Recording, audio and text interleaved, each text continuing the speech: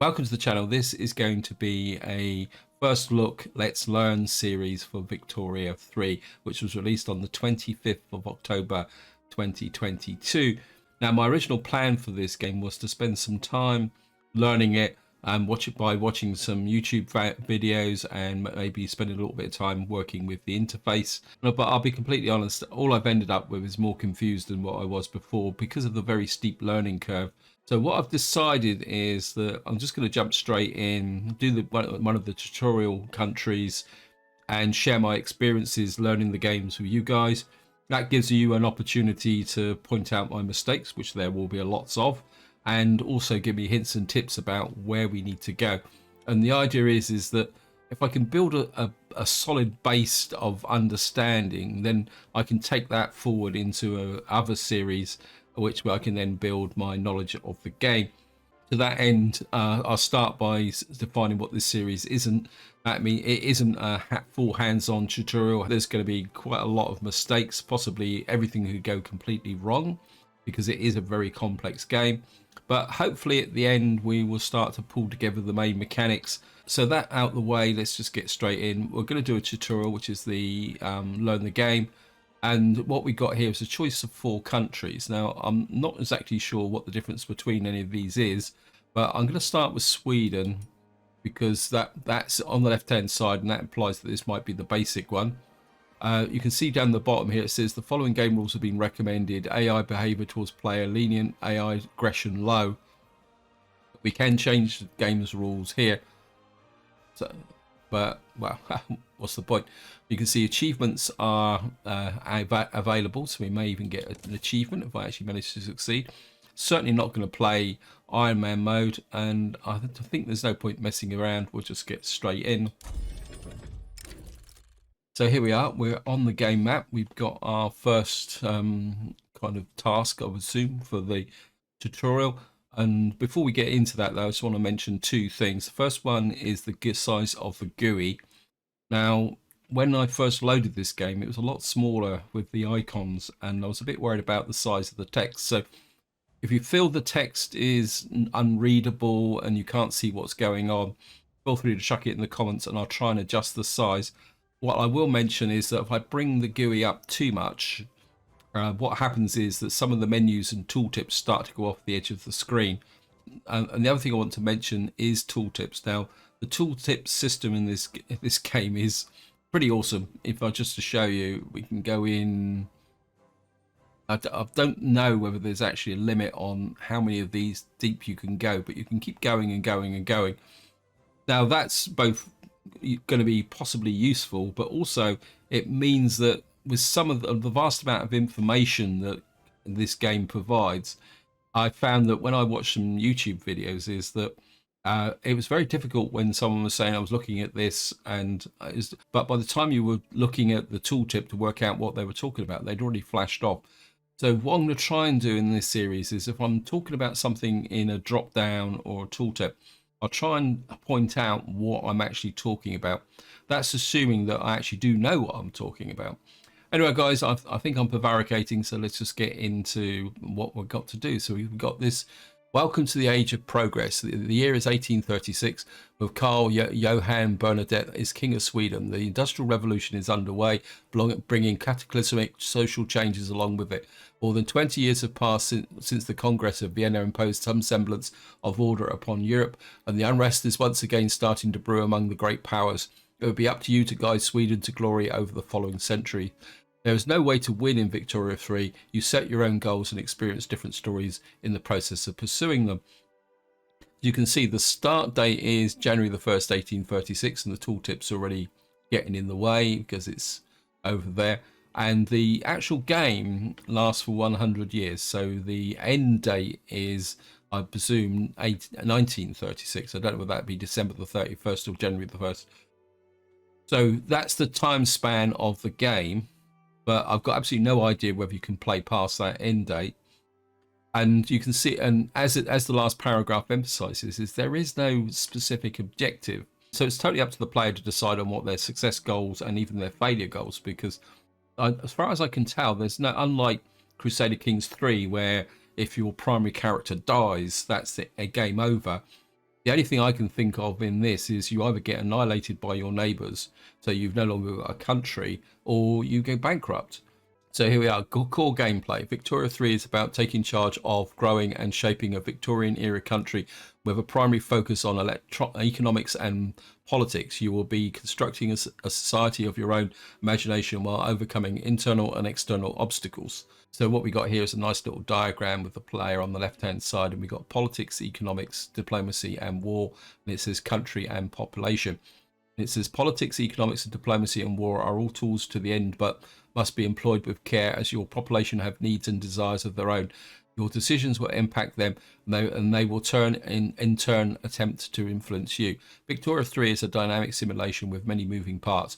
All your actions will have consequences, even unintended ones. This is normal and expected. You do not have to learn everything that works before you play. Take it slow and learn from your mistakes, and you will soon be an expert on policy making. I think that's probably a very true statement.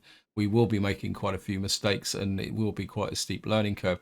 I think one of the important things I'm going to need to do is get out of my total war strategy mind frame, because as it emphasizes at the top, the focus is more on economics and politics, not conquering the map.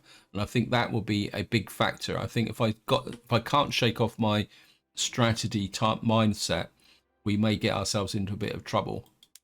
And it says camera introduction. Yeah, I've already done this as when I was looking at the interface.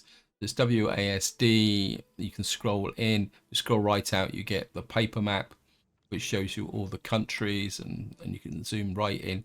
You can get in very close, actually. The map is pretty awesome, actually, if I can get that out of the way. And you can zoom right in, and there's some really nice detail on the map, actually, which is a contrast for Paradox, actually.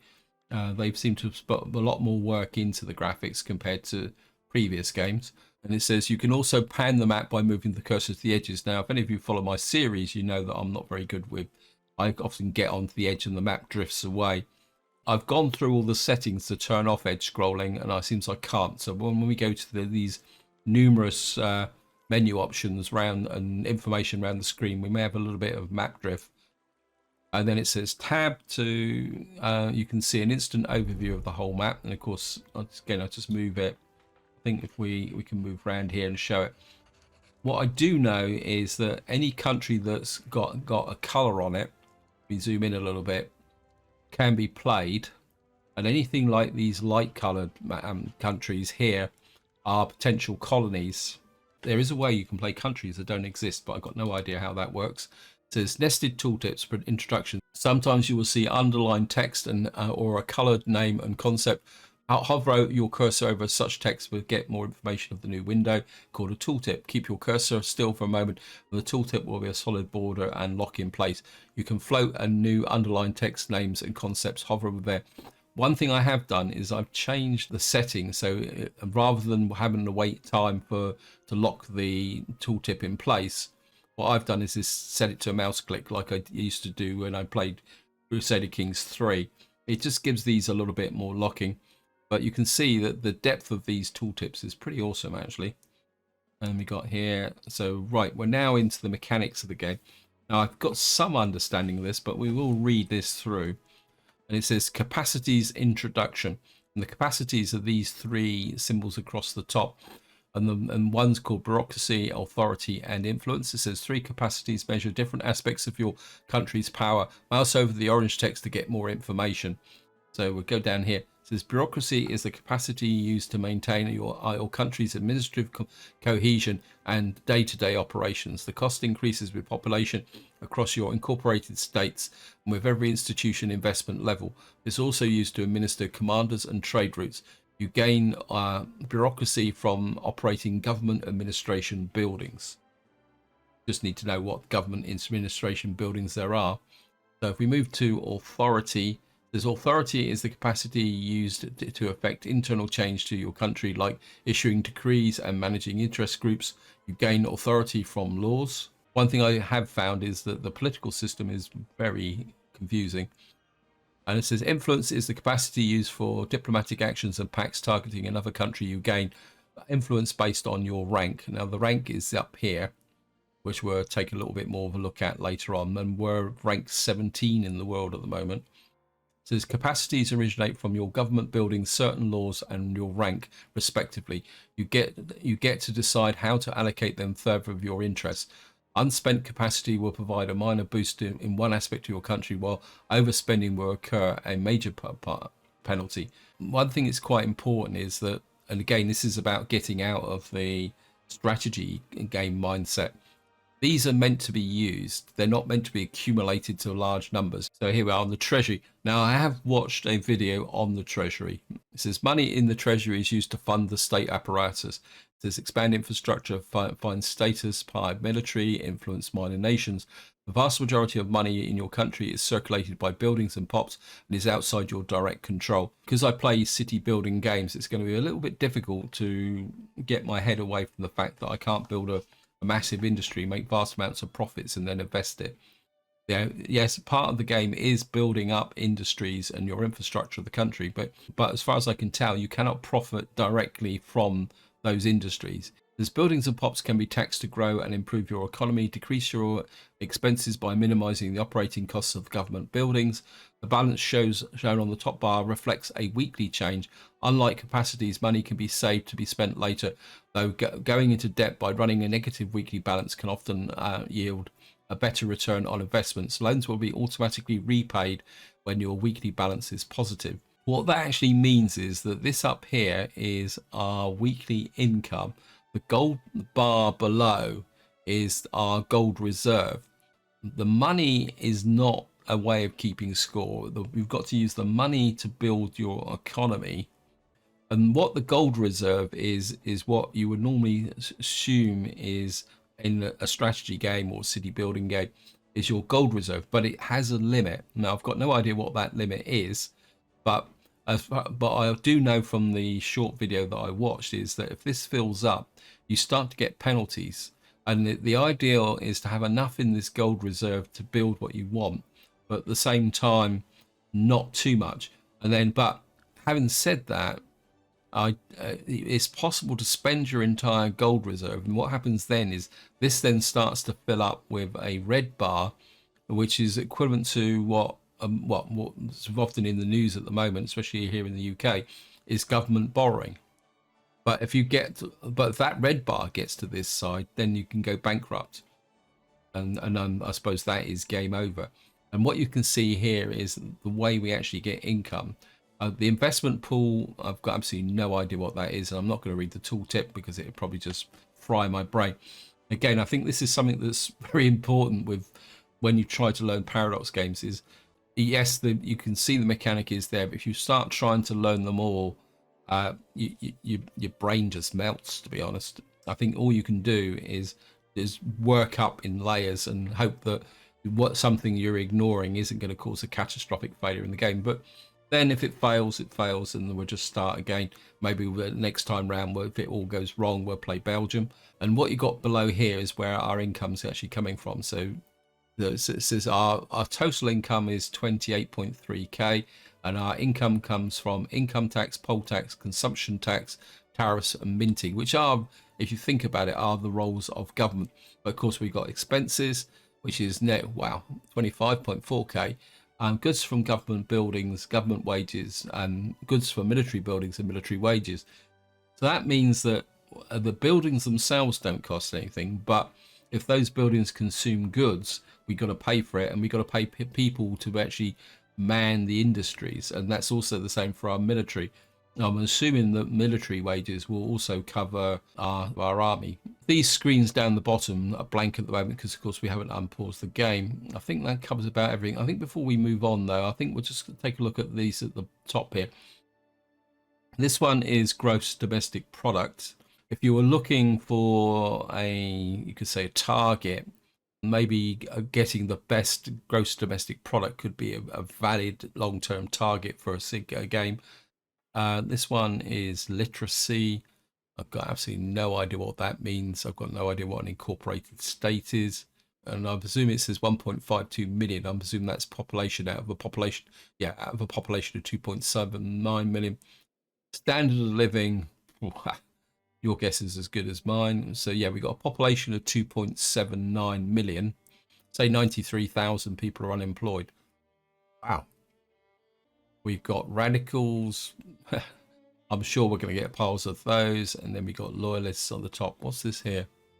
This click to unlock. So we could lock this if we wanted to remove it. We just could unclick it there. Oh, I'll talk a bit about this symbol on the end here. If anyone's played Paradox games, probably got an idea what that is. I can guess anyway. So it says info panels. So this is the side of the screen where we got all the information. I'm not going to go through all these in detail simply because, well, there's so much and we're probably melt, but you can see what we've got here is politics, budget, buildings, market, military, diplomacy, technology, cultures, population, journal, outliner, and map list. One thing I will say at this point, and this is what kind of finished me off with respect to watching other players playing this game, is the different way that people do the same thing. And that's the main thing I learned from watching other players, is that there seems to be multiple ways in this game to do the same thing. And I think that's what can be a bit confusing if you're comparing the gameplay between two players. That just adds another layer of complexity. My approach is going to be is how I do things will just evolve over time. Well, that's the theory anyway. So we'll just click through the info panels and we've got lenses. And down here is an example of this idea that you can do things in different ways. That the lens, anyway, I'm digressing. It says lenses introduction. Along the bottom of the screen are 5 lenses. They provide easy access to actions you can take to share your countries combined for information needed to make decisions. So we've got a production lens, a politics lens, a diplomatic lens, military lens, and a trade lens. It says open the lens interface. On the left hand side here, we've actually got a location finder as well. And on the right hand side, we've actually got a map zone thing where you can actually, if I click on this, you can change different views according to what you want to do. Anyway, we'll just open the production lens. Now, one thing I will say about this lens is, I don't know if you guys can actually see it, but this lens, at first impression, like it's only got 2 options, but there's actually 3 tabs, but 2 of them are grayed out and the text is quite faint. So hopefully you can see it, but I'll go through them. Now, this is the production lens, and what you can see, these are agricultural buildings which are available to us in Sweden. And you can see this is actually changed, and because I think it's because if we come to livestock here, what we get is the livestock ranches or options where to build them, and then we got rye farms. At the moment, we got 2 types of agricultural buildings here, and again, I'm just going to try and avoid the tooltips. So, what does this number do? To select in which state to build the livestock ranches. The action is for 5 valid targets. So if you've got a number there, that tells you that's where your build options are. The next one across is resources. So we've got 1 coal mine, 3 iron mines, 1 lead mine, 5 logging camps, and 5 fishing wharfs. Wow. And on the wow, we got quite a big industry. We've got 5 arms industries, 5 food industries, 5 furniture manufacturers, 5 glassworks, paper mills, shipyards, text mills, workshops, and tooling workshops, steel mills, and Academy of Arts. I don't know how an arts academy is actually an industry, but and we got possibility of 5 locations. So it doesn't necessarily mean we've got all these. It just means that we got options to build them. So that is our production lens. The next one is our politics lens. We got construction sector, government administration, which requires one of the following: bureaucracy. I'm assuming that means that we got to get a tech to actually get that. But we'll look at tech, and we got a university here in there. Then we got decrees, violence suppression. Now, oh, these seem to take authority. So authority is that one. So we got 600. So that's how we spend our authority. Okay. So we got decrees. I'm presuming that these will actually do something. Well, we'll worry about that as we go forward. Now we've got state infrastructure, incorporate states. States that are fully integrated in the country, POPs in incorporated states pay taxes, gain access to benefits from institutions, and participate fully in the country's political system. Unincorporated states can be incorporated through some lot more lengthy process. Okay, I would assume that this is the equivalent of changing the culture in CK3. Change the capital, yeah. Well, so that's state. Well, let's move on to the diplomatic lens. There's declare interests, established economies. Now I do know a little bit about declare interests, and this is part of the basis of the diplomatic system. Simply because probably we'll see what we got. What you have is the way. Well, again, this is my assumption. Correct me if I'm wrong. You have an interest in the countries that I think touch your borders or are close to you. And it seems we can have two declared interests, and I'd say we got a declared interest in Prussia. Now, if you say, for example, we wanted to expand into Russia, or say maybe down into Europe, or probably just a more wider example, say we wanted to come to Africa, before you can do certain diplomatic actions, you've got to declare an interest in that area, because otherwise, if you don't, what happens is that you can't do certain diplomatic actions in that area. Well, as far as I know, anyway. And then these are all the diplomatic plays which you can do. Move back to wow. What's all this lot? So this shows who's interested in what is interested around, and so this gives you an idea. So it looks like the French have an interest in North Africa. So that's basically what's saying, and it seems like the British have got an interest in Russia, along with Prussia and France, because, well, that's the way it is. One thing I have noticed when I was looking at the interface is that there is no direct button for declaring war. And I think if I show you the diplomatic actions here, so you can't just say, oh, I really fancy my chances, I'm going to declare war on, say, Denmark and capture them. What you've got to do is, I suppose that the best way to describe it is that, like in CK3, you've got to have a casus belli or justification for war. I think in this game, and don't quote me on this because again, this is purely my first impressions just by looking at the menus, is that you've got to kind of create a situation that leads to war. So I suppose if we come to diplomatic plays, yeah, it says annex subject, conquer state. So what you've got to do is say, it says sets by initiating a war goal to force a country to cede specific state to take control of. So that is probably the most direct form of declaring war. You're going to say, I'm going to come and conquer you, and away we go. As far as I know, that still doesn't say, right, we're at war, the armies march. But we'll probably learn a bit about that later on. And this is the military. It says barracks and naval bases. So I'm assuming barracks is for recruiting troops. Yeah, standing army. And that's the naval base there. And then what we got next to it is the army itself. It says activate conscription centers, but we got no conscription, no valid targets. And we can recruit a generals. And then we can recruit admirals for our navy. So obviously there's, and then we've got a trade lens. And we've got construction center. We've already had a construction center. It was in, yeah, so there's actually two ways you can build construction centers. In fact, there's probably three ways, because there's probably another one over there. And we can build ports.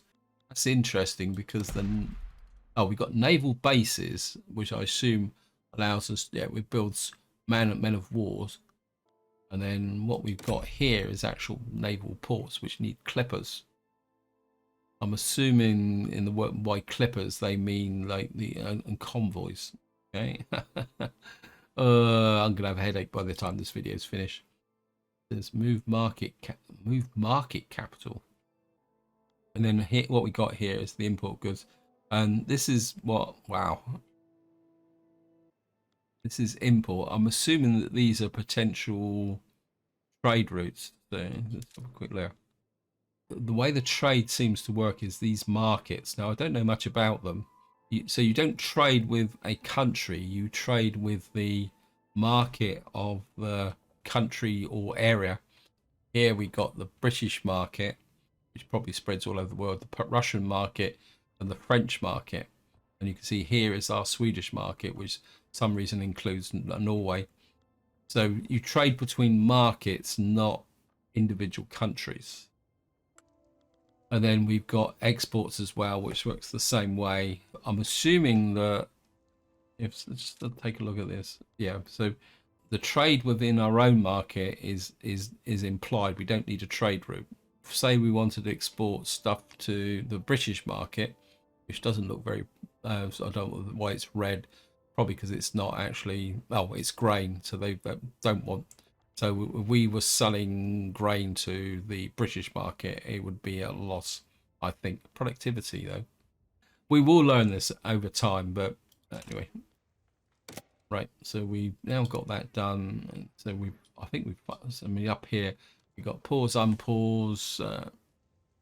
While we walk through some fundamentals, we'll just unpause the game. And we finally got through it. It says journal. Wow, that was quick. Been given your first tutorial challenge. We have paused the game to give you time to read. Remember to unpause using speed controls and the space bar when you're ready to resume. Open the journal by clicking the highlighted button on the left. Okay, what we got here? So we got expand a basic building, expand the livestock ranches and the Gotlands. We've actually got the same one up over here as well. It says we'll complete if a level 2 livestock ranches in Gotland. Okay, let's just have a look at this, and we can patronize romanticism. This is potential journal entries. So there are a number of things we can do which kind of guide us where we go. Philosophy and got decisions. Expedition to find the source of the Nile. Congo River expedition. Hold a grand exhibition, sorry, River Niger, map the American Western frontier.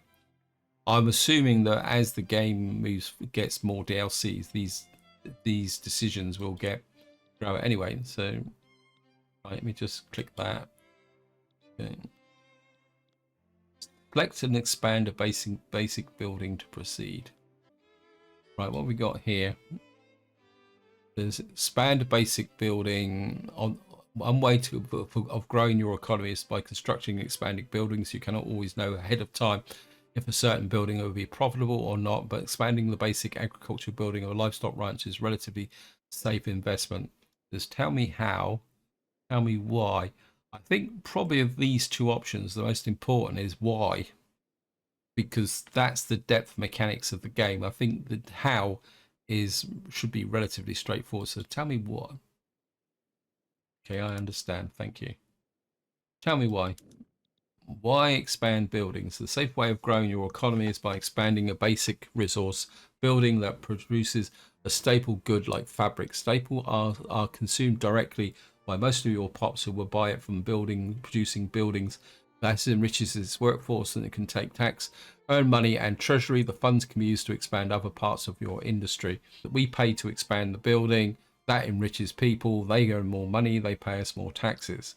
We will use your livestock ranches in Gotland as an example. However, your mouse over the state name of Gotland, it will highlight the location. Where's Gotland? So this is it, Gotland. Oh no, there's Scotland. Okay, click on the state of Gotland. Gotland is a part of Sweden. It says here, go to open the buildings tab.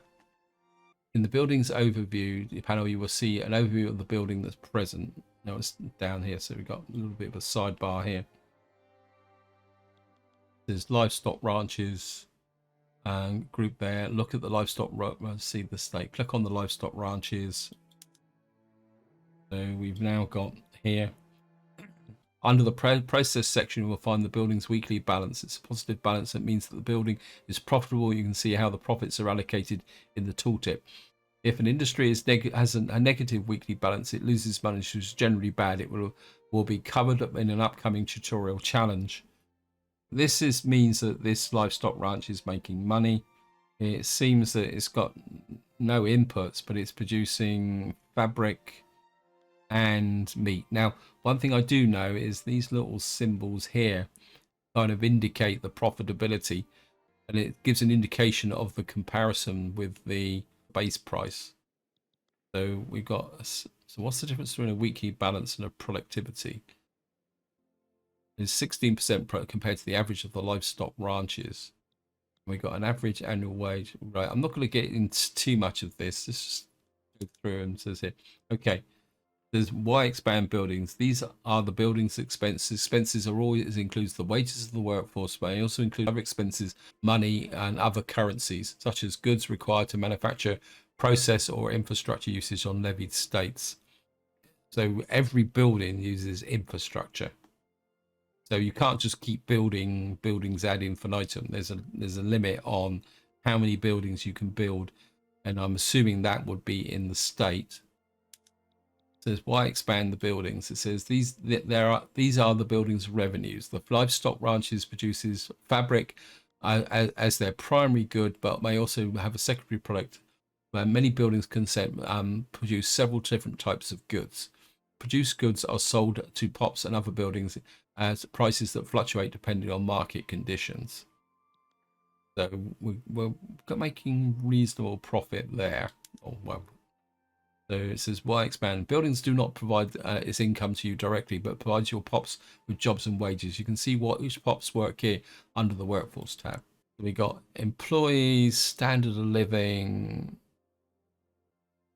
It says govern birth rate and mortality, and every time it changes, it causes POPs to become more radical or loyal. The average standard of living is a state and its migration. So if people have a poor standard of living, they get radical. If they have a good standard of living, they are loyal to the country. Interesting.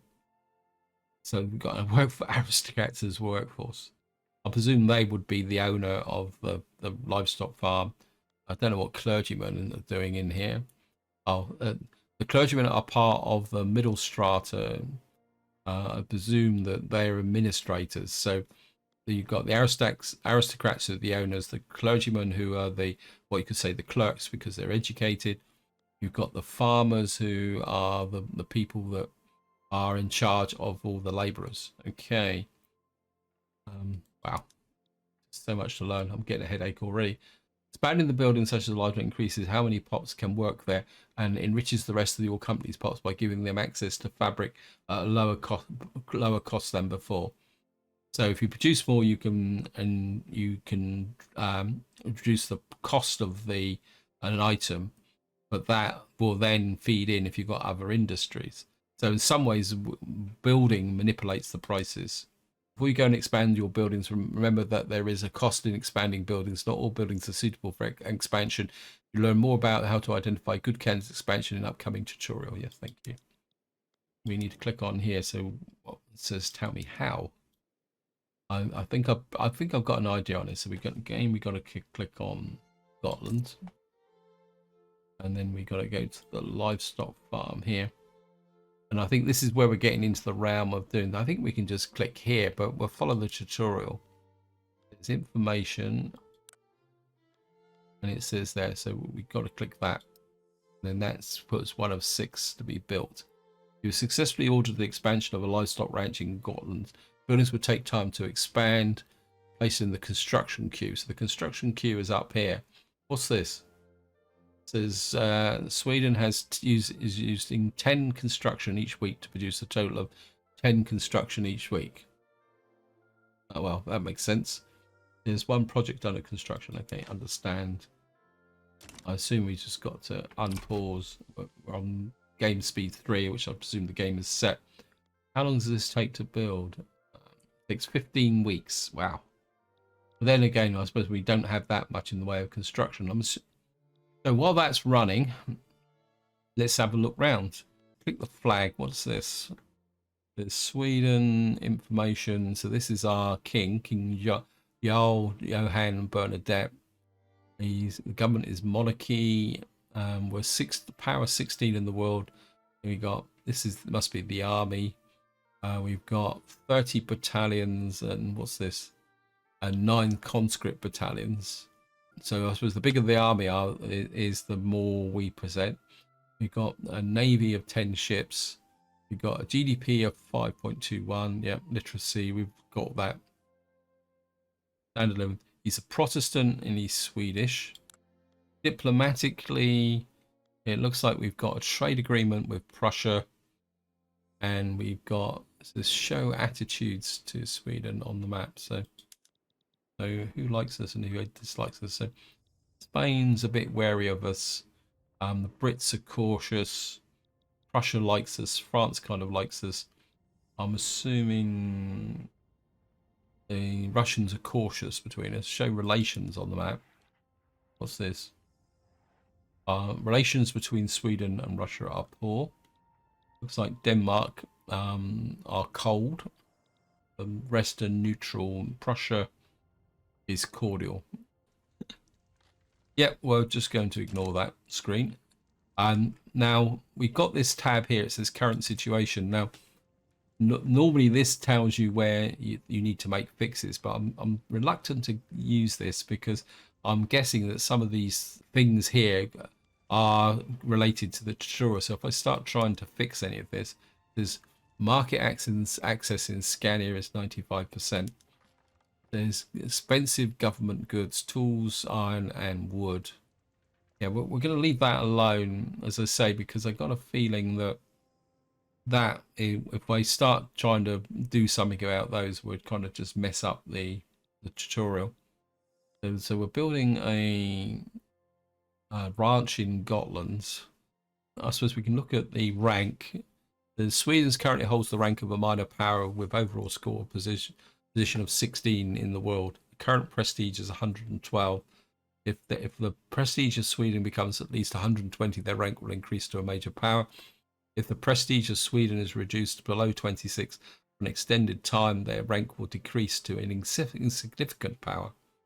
So there is a kind of ranking system in the world. We're not at the top, but we're not completely insignificant. Oh, we got messages of this, so we can get information here as well. We got some pin stuff here. We got our admiral and a general. Oops, what was that? Wait, okay. This building expanded. The expansion of the livestock and ranch in Scotland. I'm just gonna pause. I don't want the game to run away with me. The rate which we can order expansion of spin across is limited by your construction sector, which can be expanded in exactly the same way as industries. Buildings are the same state and buildings, so we can expand our construction center. So didn't we have something down here, wasn't it? Construction center. We get buildings here. Right. So let's just have a look at this, guys, so that I can got an urban center, and that's not a construction center, isn't it? Rural. Wow. I presume it, oh, construction. What am I doing? It says here construction center requires one of the following: urbanization. We got goods consumption, so if we increase our construction sector, we consume more resources. It says switch base production method. Absolutely no idea what that is. I'm going to keep away from that.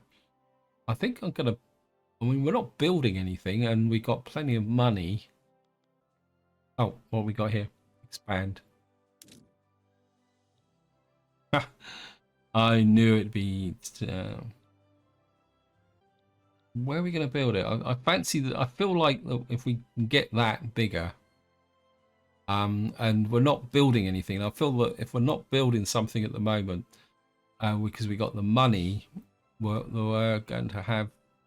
Where's Stockholm? This is Stockholm, isn't it? And this is in Zealand. And we've got one construction. Actually, we keep mentioning Scania, and we got one construction. Okay, what I think I'll do is I think this is kind of an arable area. Oh, we actually got numbers on here that actually tells us. I think what we're going to do is we're going to put one in Zealand, and we'll put one in Scania. We'd build 2 and just let the game run while we're doing this. Just get rid of this, whatever it is, Lindsay thing. I don't know if that's the right thing to do, but I just felt it says, oh, it says change production method. Okay. I didn't see that come up, but we're building some construction anyway. There's change any production method on a rye farm in Svealand. Rye farms in Svealand is a building that whose earnings have potential to improve by changing the production method. For the purposes of this lesson, so yeah, we reckon that you change it relatively safe production methods such as activating fruit or liquor production on the farm or use tools on a ranch. Okay, tell me why. Production methods determine the changes and functions of the building. For example, of this, you will look at the rye farm in Svealand. Open the rye farm in Svealand. Buildings, alright, we got that open. Where's the rye farm? Oh, it's the rye farm. Is here. If you hover over any of the axis, if you hover over any of the active production methods, you can see the tooltip, how many goods the production methods consumes and produces. You can see how many each profession it needs in the workforce for rye farms. Okay. We got base production method. We've got secondary production method, harvesting process, and ownership. Okay, let's just click on that. We've got simple farming, soil enriching. Well, we can't do these because they're not green. I'm assuming that we need to do this. It says these are unlocked by tech. It says they're intensive farming, and we got wow. Maybe just click that. Oops, sorry. Get back in there again. So we got. Looks like we're producing potatoes at the moment, which is producing liquor. And we got maintain single crop. We got apple orchards.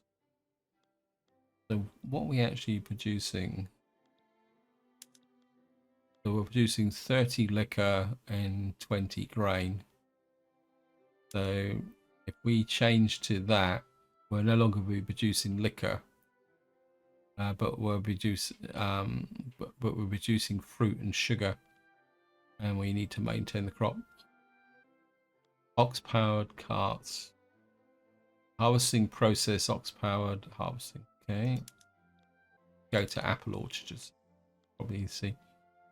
And it looks like, I'm guessing that we don't see this until the game runs. So what we got here, production methods are color coded in different types, but base production methods workforce. Okay, refining product of the production methods is industrial goods, ownership and production. Yep. So that's basically what I've just been talking about. If you click on an active production method, you can see the cache of any type, but can only be active at one time. Some are considered upgraded versions of previous ones. The types, others require new technologies to unlock. Others are simply alternatives and not inherently better or worse than others. Sometimes upgrading to a more modern production method is not desirable, particularly if the market price of the input goods are very expensive, or even if the input goods strategy. Another reason for not modernized right away is because your production methods require professions that your pops have qualifications and may want. Wow. So it's not just as simple of how much money I can make. I've just changed the workforce anyway. So we've changed the production method on the farms. Is there a way you can see the queue?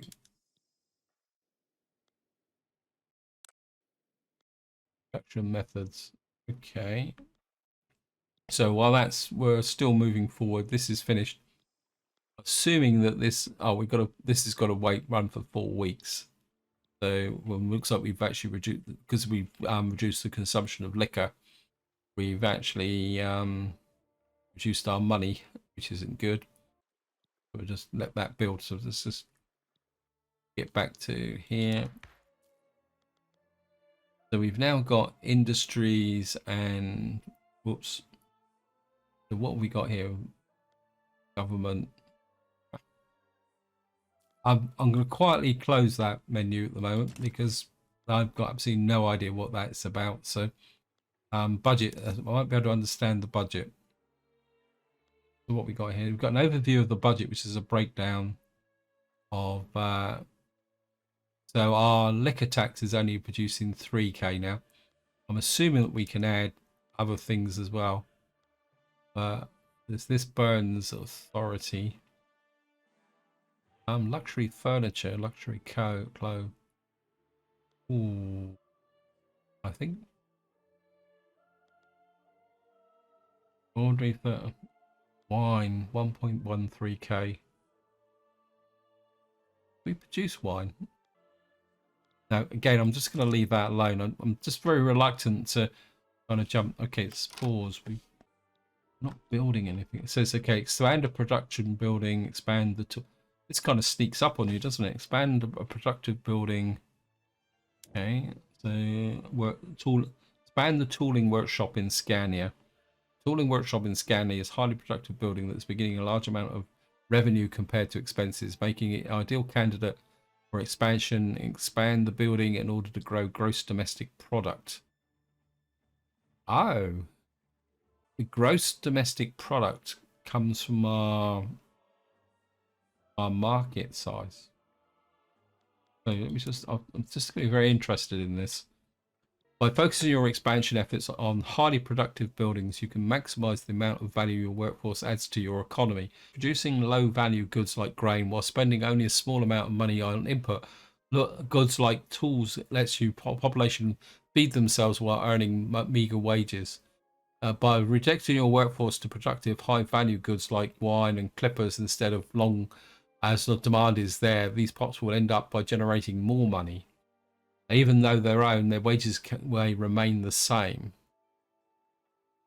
So what that's kind of saying is that how can you say, the more better your industry is, the more money you make per the population. So I suppose in some ways it's equivalent to comparing, say, a country in the real world that's got primarily a agricultural or mining in economy to, say, a country that's got a very sophisticated advanced manufacturing economy. So our objective is to build the more sophisticated economy, which will then push up our gross domestic product, although it does seem to be rising a little bit. Let's open buildings. So we got a tooling workshop here. So we got to open the tooling workshop here. Relative productivity is indicated by the gear icon. However, hover over it for more detail. Relative productivity. So what is that? There's 10 most productive tooling workshop in the world. Doesn't say much, does it?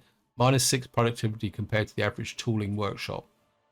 So it's the 10 most productive and it's -6 productivity. It says earns to 2.5k. And where it says we're 25th in the world here. Okay. Productivity is based only on the difference between the cost of input goods and the revenue earned by the sales of output goods, divided across the total workforce in the building. You can think of it as how much value does each employee add to the building's economy per year. Okay. These are our inputs. So to make tools, we need iron and wood. Where at the moment the price is slightly above the base price, and we're actually producing tools which are, wow, 58%. So we're actually making a profit. I'm assuming that the model is you need what comes in cheap, what goes out as expensive. But then again, would that have, if it's something that your population are going to buy, they might complain about that either as well. Scania production is 60, which is there. Consumption is 7.9. So that's the local market. So basically what it's saying is that we've got 52 tools to export to the overall market, which is going at the base price. We've got sell orders and buy orders. I assume, let's see, can we get a tooltip for sell orders? The number of orders to sell a good on the central market is used to a combination of buy orders to determine the market price. Sell orders are generated by the production of goods on each side of the market state. The higher the market access the state has, the closer the number of sell orders generated in the total production. Buy orders are generated by the consumption of the good in each of the market states. The higher the market access, our estate has, the closer the number of buy orders are generated than the total consumption. So it looks very much like there is a shortage of tools. And considering all the different industries here, well, okay. I've lost the tooltip. Can't remember where I was now. The prices are high because there's a shortage of tools. Even if the productivity value is much higher than the average wage, the difference was not wasted. It's split between the building's cash reserves and dividend taxes. Taxes applied and earned by POPs with owning shares. Oh, we've got a shareholding workforce paid out to its POPs with ownership shares. Conversely, if the productivity is insufficient to pay for the building's requisite wages, the difference will be subtracted from the cash reserves in the short term, the wage throughput long term. So we got 25k cash reserves. The weekly balance is there. Ownership dividends, but who owns this? It's privately owned. So it's owned by the capitalists. So the money goes to the capitalists. I'm assuming that this cash reserve is meant to smooth out a kind of minor changes. Like say if you change one of these production methods, that it means that the people don't get hostile straight away. Okay. Adding value to your current economy is by expanding. Highly productive buildings may not be the wisest course of action in all circumstances. Oversaturated market will decrease the market price for the produced goods and put a lot of demand strain on consumer goods, leading to decreases in productivity over time. More importantly, constructing for example, clippers for export might make POPs with ownership shares in their shipyard very wealthy, but may not help the lower strata's situation at all. So what we're looking is the normal economic patterns. You keep your inputs, especially if you're producing them yourself, low.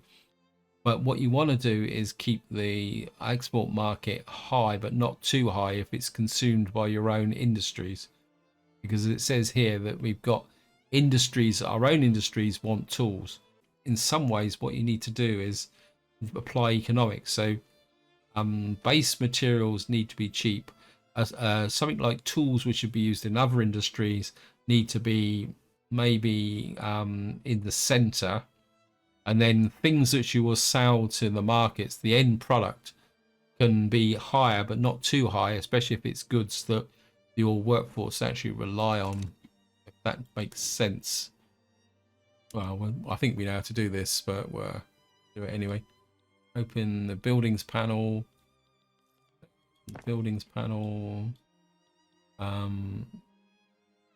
Tool workshops. Where is the tool workshops? Expand the tooling workshop. Drop down in the urban tab. Buildings. Right, we've got tool workshop. I think it's just easier just to click on the region. And what do we say? It says expand tooling workshop. So we're going to expand the tooling workshop. So that will. I think I've just messed that up. So we'll take that back. There's buildings, the Swedens. Expand the tooling workshop in the drop down menu using tab. Okay. I think I'm on the wrong menu. Okay. Back to there. Go to buildings. Urban. We got to follow the tooltip. We got to follow the tutorial. There's expand there. That's it. It's happy. In Scania. So this one is not running efficiently.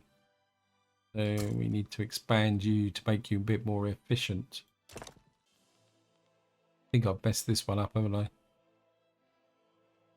Great job. Now continue to explore the game. I understand. Yeah, it's one of the problems with doing tutorials is that you can confuse them.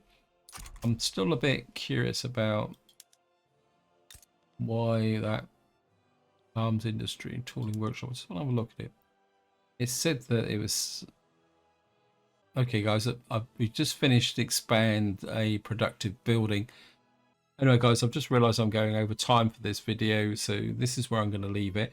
Apologies for the slow progress, but I think I do need to spend the time getting my head around the basics so that we can then move forward. But I think in some ways we kind of clarified some key information And I think what I probably do need to do is stop a little bit and kind of digest it. And I think this is one of the key elements of learning paradox games, is that you can learn too much and then your head feels like it's going to explode. But until next time, whatever you do, enjoy your gaming.